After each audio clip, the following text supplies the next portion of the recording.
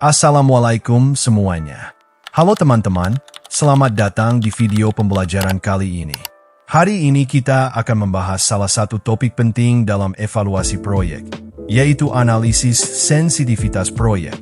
Kalau kamu sedang belajar tentang ekonomi proyek, investasi, atau manajemen keuangan, pasti istilah ini sering banget muncul. Tapi, banyak yang masih bingung. Apa sih sebenarnya analisis sensitivitas itu? Untuk apa? Dan bagaimana cara melakukannya? Nah, di video ini kita akan bahas dengan cara yang mudah dipahami. Jadi, tonton sampai selesai ya, biar kamu benar-benar paham konsep dan manfaatnya. A few moments later. Halo guys, kenalin gua, Yoga. Tapi, yoga gua bukan sembarang yoga ya. Soalnya yoga ini ada kepanjangannya. Yakin, optimis, dan gagah. Kelas abangku. Nah, itu dia. Jadi inget ya, kalau denger nama yoga, jangan cuma mikir olahraga, tapi pikirin semangatnya juga. Oke guys, kali ini gua bakal jelasin sesuatu yang keren banget nih. Yap, analisis sensitivitas proyek.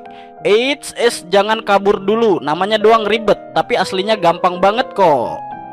Jadi langsung aja. Cekidot. 2000 years later.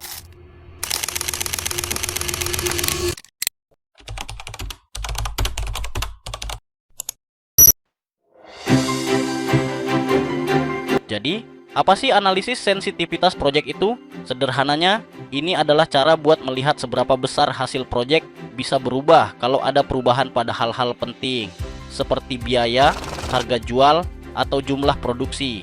Tujuannya adalah untuk mengukur risiko. Karena dalam dunia nyata, nggak semua berjalan sesuai rencana. Harga bahan baku bisa naik, penjualan bisa turun, atau bunga bank bisa berubah. Nah, dengan analisis sensitivitas, kita bisa tahu apakah proyek kita masih aman kalau hal-hal kayak gitu terjadi.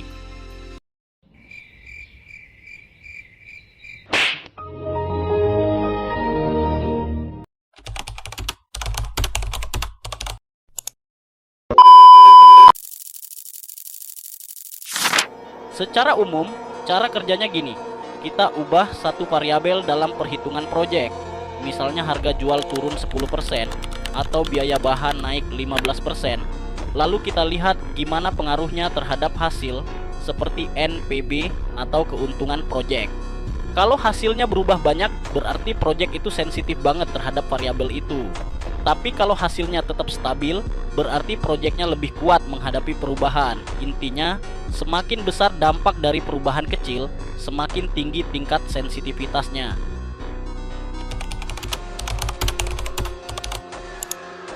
Biar gampang, bayangin kamu mau buka usaha minuman boba.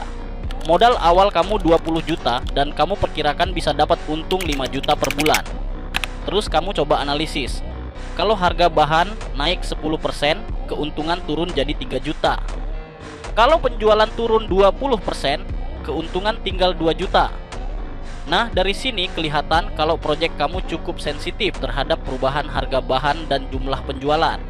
Artinya kamu harus siap punya strategi.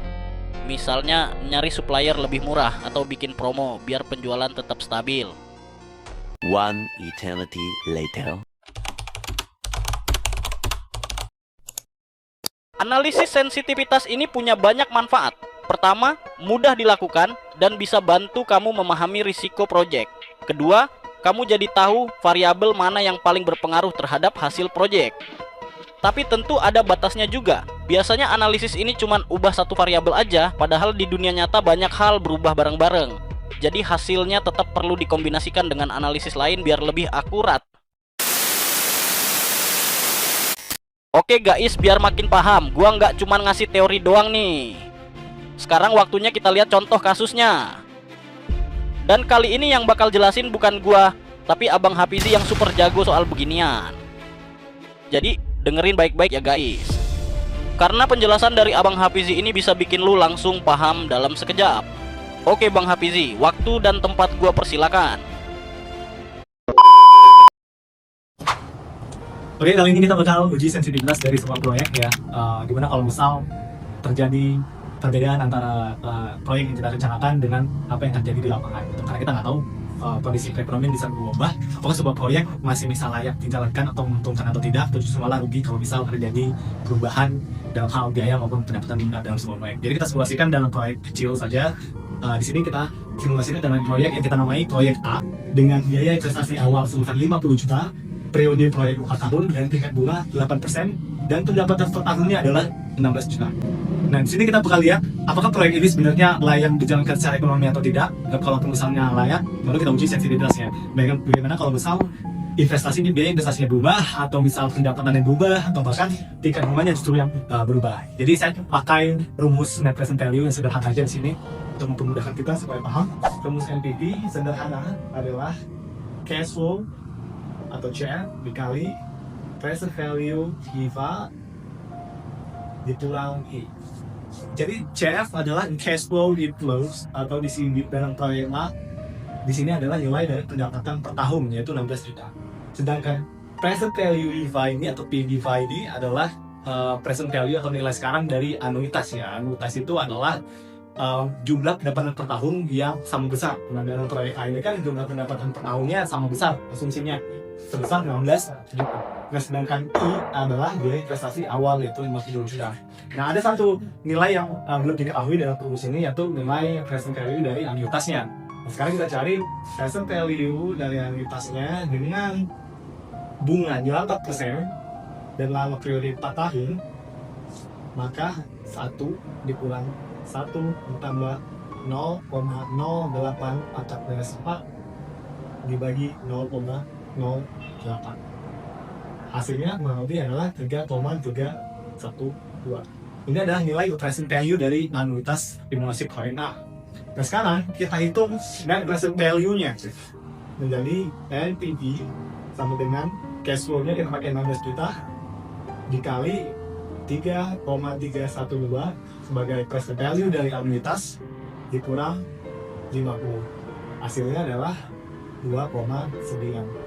Nilai 2,9 dari net present value ini lebih besar daripada 0, artinya proyek ini layak dijalankan secara ekonomi. Yes! Nah, jadi simulasi proyek A yang kita buat ternyata layak secara ekonomi. Nah, sekarang kita mau uji apakah proyek A ini bisa tetap menguntungkan kalau misal terjadi perubahan biaya ataupun pendapatan. Kita uji sensitivitasnya. Misal kita anggap biaya investasinya meningkat 10% dari investasi awal, yaitu 50 juta. Berarti cara menghitungnya adalah biaya investasi awal itu sebesar 50 juta dikali 1 ditambah 0,10 atau 10%, karena terjadi kenaikan 10%, makanya dia ditambah 0,10. Maka hasilnya adalah 50 dikali 1,1 atau sekitar 55 juta. Benar ya? 55 juta. Nah, setelah kita ketahui biaya investasi yang baru, yaitu 55 karena sudah naik 10%, maka kita hitung NPV yang baru. Cash flow-nya kita pakai tetap yang sama, yang awal, 16 juta. 16 juta dikali present value dari anuitas, kita pakai 3,312 dan biaya investasinya kita pakai yang baru, nggak lagi 50 juta tapi 55.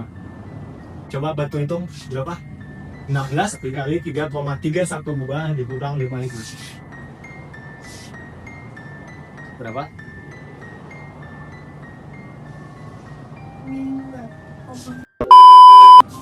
Minus 2,002. Negatif artinya tidak layak atau berpotensi merugikan kalau misal terjadi peningkatan biaya investasi sebesar 10%. Nah, sekarang kita uji bagaimana kalau misal pendapatan per tahunnya turun atau pendapatan dari proyeknya turun sebesar 10%. Apakah masih tetap layak dijalankan atau tidak?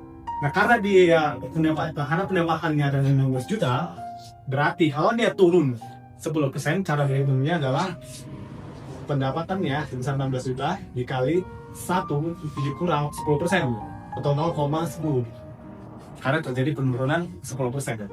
Nah, berarti 16 dikali 1 dikurang 0,10 artinya 0,9. Berarti hasilnya adalah 14,4 ya? Bener nggak? Iya. 14,4. Nah sekarang kita hitung net present value yang baru lagi untuk melihat apakah masih tetap layak dijalankan atau tidak proyek ini. NPV kita pakai cash flow yang baru. Tadinya kita pakai 16 juta, karena sudah turun maka kita pakai yang ini 14,4 dikali kita pakai present value anuitas yang lama sebesar 3,312. Oke, 12 dikurang kita juga pakai investasi awal 50 juta. 50 juta. Hasilnya berapa? 4 minus 2,3.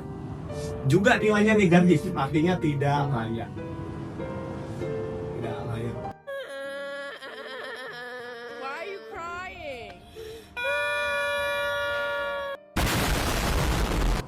Nah terakhir, kita uji bagaimana kalau misal yang diubah justru tingkat bunganya dari 8% ke 10% misal.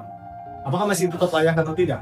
Kalau tingkat bunganya berubah dari 8% ke 10%, berarti present value dari anuitasnya juga berubah.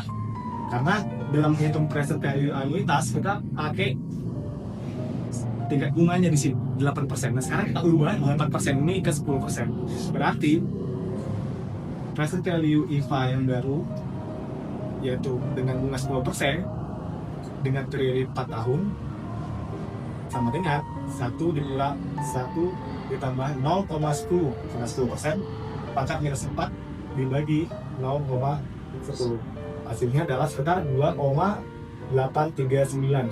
Benar nggak? Benar. Macam tak betul je budak ni. Oke, 2,839. Berarti ini adalah present value anuitas yang baru yang akan kita masukkan untuk menghitung net present value yang baru juga, untuk kita tahu bagaimana proyek ini sensitif atau tidak terhadap perubahan. Sekarang kita hitung NPV yang baru. NPV sama dengan kita pakai cash flow yang lama sebesar 16 dikali kita pakai present value dari anuitas yang baru sebesar 2,839 dan dikurang di investasi awal yaitu 50 juta. Hasilnya adalah minus 4 kembali. Negatif juga, artinya tidak layak. Oke. Nah berarti karena dari yang kita hitung tidak layak, artinya proyek yang kita simulasikan ini sebenarnya sangat sensitif terhadap perubahan. Nah berarti bagaimana caranya untuk menjaga nilai-nilai dari tingkat bunga, pendapatan, ataupun di investasi itu tetap stabil. Jangan sampai di investasinya itu naik sampai 10%, atau bahkan pendapatan per tahunnya turun sampai 10%, atau tingkat bunganya bergerak dari 8% ke 10%. Karena itu bisa mempengaruhi proyek yang dijalankan. Bisa aja, karena di awal kita tahu bahwa proyek ini layak dijalankan secara ekonomi. Tapi karena perubahan kondisi ekonomi menyebabkan proyeknya jadi nggak layak. Jadi perlu kehati-hatian dalam mengambil keputusan supaya proyek ini tetap bisa berjalan. Terima kasih. Nah guys, jadi itu tadi penjelasan singkat dari kami tentang analisis sensitivitas project. Gimana? Gampang kan sebenarnya asal dijelasin pakai gaya santai gini. Oke deh, gua Yoga pamit dulu ya. Tapi eits, sebelum cabut jangan lupa dong like, komen, dan subscribe biar gua makin semangat bikin konten yang keren-keren lainnya buat kalian. Oke guys, sampai jumpa di video berikutnya. Bye bye.